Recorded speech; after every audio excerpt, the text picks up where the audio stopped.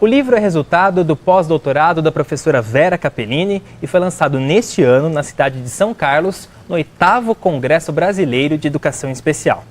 Professora, parabéns pela publicação do livro.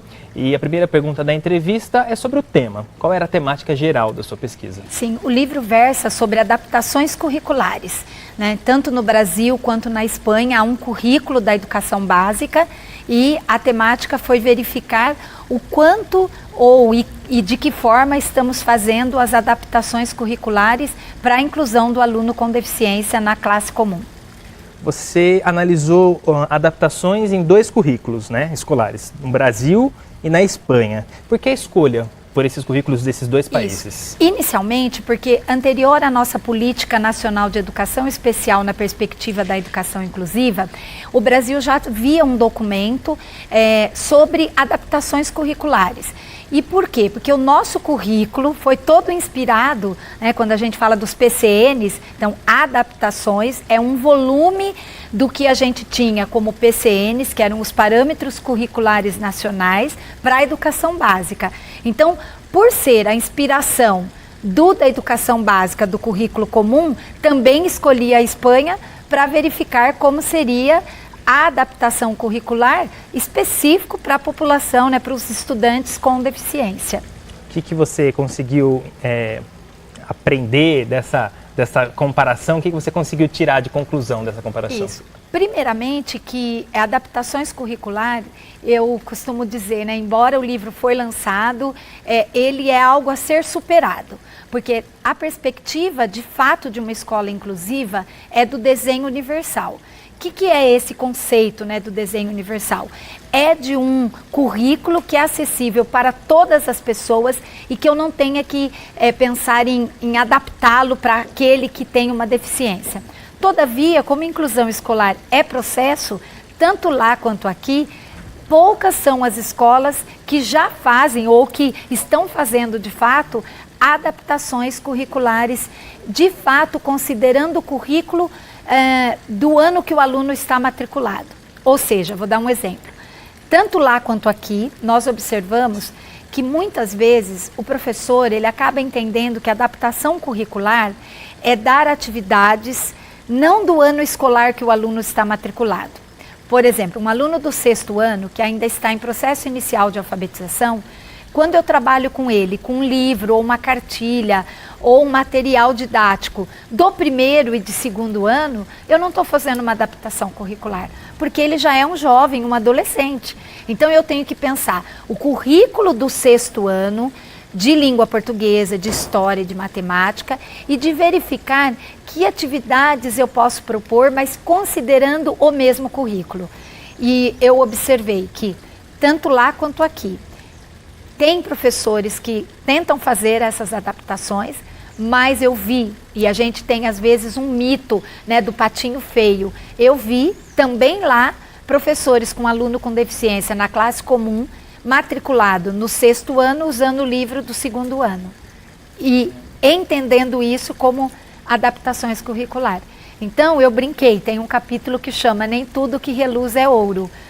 Porque às vezes a gente tem o síndrome do patinho feio. E não é criticando a Espanha, mas é dizendo que tanto lá quanto aqui, como a inclusão escolar é um processo muito complexo de mudança na escola, a gente não vai acordar com uma escola que não é inclusiva, e virar inclusiva da noite para o dia. Ele é processual. Então eu costumo dizer que essa perspectiva de ter um currículo e uma escola que de fato ela favoreça a aprendizagem de todos os alunos, considerando a singularidade que cada um tem, é algo ainda por ser construído, é algo que nós precisamos aprender. E passar pelas adaptações curriculares, né, e fazer o contraste e semelhanças entre 2 países é um processo. Então não é que está tudo perdido ou a gente joga fora, não. Porque a gente também viu, por exemplo, professores fazendo uma adaptação curricular de um aluno que tinha transtorno global do desenvolvimento, né, autismo, e ele, diante de uma prova muito longa, quando o professor separava em partes para ele, ou seja, o currículo era o mesmo, mas a metodologia, o recurso que foi, a forma como ele avaliou, separar em pequenas partes e dava uma de cada vez, é uma modificação que favorecia que ele conseguia fazer aquela avaliação. Então, ver que isso, tanto lá quanto aqui, são exemplos de atividades, de práticas educativas que podem ser desenvolvidas no contexto da classe comum e que favorecia a aprendizagem do aluno, foi algo que, por isso que eu brinco, tem coisas boas lá e aqui, assim como tem dificuldades lá e aqui. A partir de suas pesquisas, de uma forma bem simples, há uma receita para atingir uma educação com escolas inclusivas para todo mundo? Não há. Eu diria que assim, a receita básica, que seria o ingrediente que não pode faltar, é acreditar que todos podem aprender. E para que todos aprendam, o professor também precisa acreditar que ele é capaz de ensinar. Esta é uma receita básica. Daí o como, que recurso, que forma, que estratégia, cada escola vai encontrando o seu caminho. Mas é importantíssimo ter claro que o que tem que ser referente, né? O que tem que ser a meta para todas as escolas, portanto todos os professores, o currículo. Pessoa com ou sem deficiência tem direito de acessar o mesmo currículo, que é o que a gente falava antes, né, do PCN, que hoje já é a base comum, né, curricular que está aí para o nosso país. No Brasil existe há 10 anos a Política Nacional de Educação Especial. Dá para falar em avanços nesse período de 10 anos para cá? Sem sombra de dúvida, né? Eu participei, estava inclusive em Brasília quando a gente teve, né, o marco da nossa política em 2008. E ela foi uma política que, de fato, ela não é prescritiva, até porque o Brasil ele é muito grande. Se ela fosse prescritiva, é muito complicado para todo mundo. Então, ela é, como o nome diz, né, uma política. Mas a operacionalização dessa política num país que é tão grande, ainda a gente tem muitas dificuldades para se melhorar e implementar. Mas teve muitos avanços. Eu vou dar como exemplo aqui, nossa cidade. Bauru, se a gente pensar que há 10 anos atrás nós tínhamos mais de 200 crianças estudando numa escola especial, enquanto escola segregado, hoje, 2018, 10 anos após, nós não temos nenhuma. Então, se vocês, né, para quem está escutando, Bauru hoje, na educação infantil, que é a primeira etapa da educação básica, nenhuma.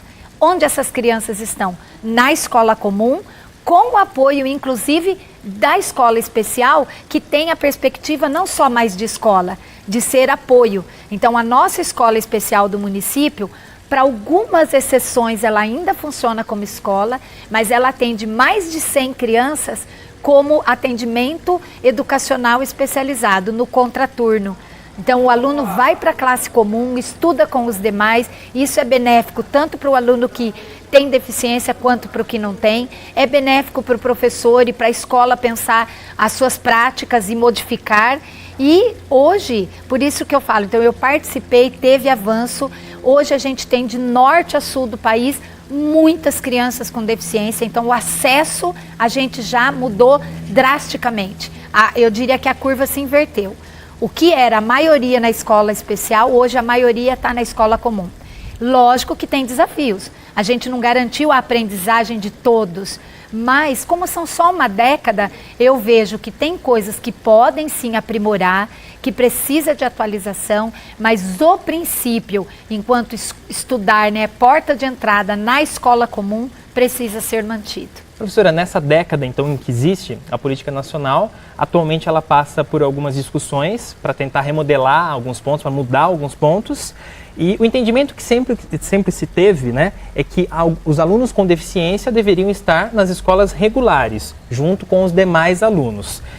Uma das mudanças que podem acontecer é justamente que isso deixe de ser a única porta de entrada, né? Queria que a senhora explicasse essa possível mudança e se, na sua opinião, isso vai afetar, vai mudar essa política. O Ministério da Educação abriu uma consulta pública, já foi o prazo, hoje há uma equipe tabulando esses dados e nós estamos muito apreensivos de fato, para que o direito adquirido enquanto princípio, diretriz, que ele não seja quebrado, né? Que se mantenha como perspectiva que a escola deva ter como direito, como garantia a inclusão da pessoa com deficiência, com transtorno global do desenvolvimento, com altas habilidades de superdotação, né, que é considerado o público-alvo da educação especial, sempre como princípio ético, moral, a escola comum.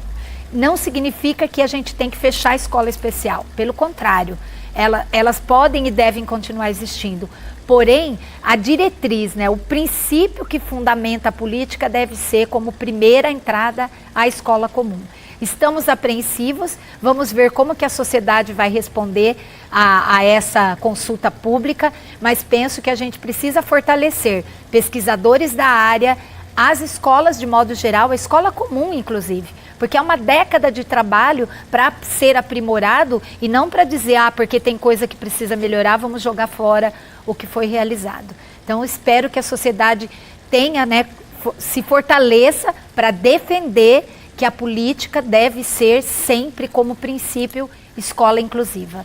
Tá certo, professora. Super obrigado pela sua participação aqui no Unesp Notícias e que sua pesquisa possa ajudar a levar a um caminho dessa educação inclusiva no Brasil. Muito obrigada pela oportunidade, né, de divulgar o livro. Eu que agradeço sempre.